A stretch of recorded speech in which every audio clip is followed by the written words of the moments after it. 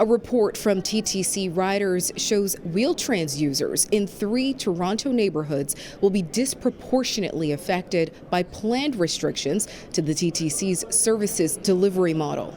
12% of all trips are coming from 3 neighborhoods, even though they only make up 4% of the population, and those are Malvern, Lawrence Heights, and Rexdale. Traditionally, people with disabilities who use the paratransit service Wheel-Trans are transported door-to-door for the price of a subway ride.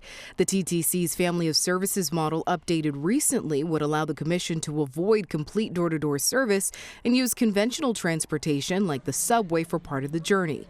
At today's board meeting, councillors said the TTC would not make the Family Services model mandatory. However, there remains uncertainty around how transit users are placed into eligibility categories, as Wheel-Trans users are categorized into 3 groups to assess door-to-door service eligibility, including conditional, unconditional, and temporary eligibility.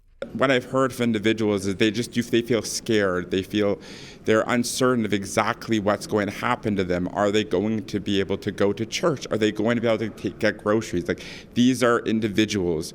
These individuals matter, and I feel like what we've seen is that is not taken into consideration when assessing eligibility.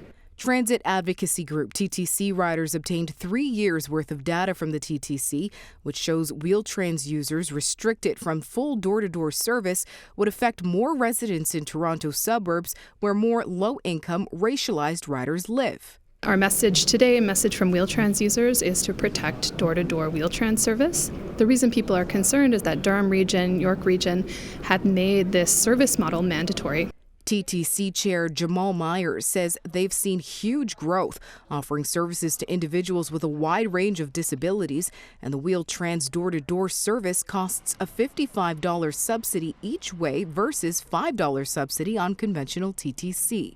We want to make it very clear, though, we are not looking at making Family of Services mandatory, but what we are doing is saying, we've invested almost $1 billion in making the TTC accessible. Councillor Josh Matlow introduced 2 motions at today's board meeting that passed. One to complete an equity analysis and to request the province provide increased funding. This meeting comes on the International Day of Persons with Disabilities. At City Hall, Rhianne Campbell, City News.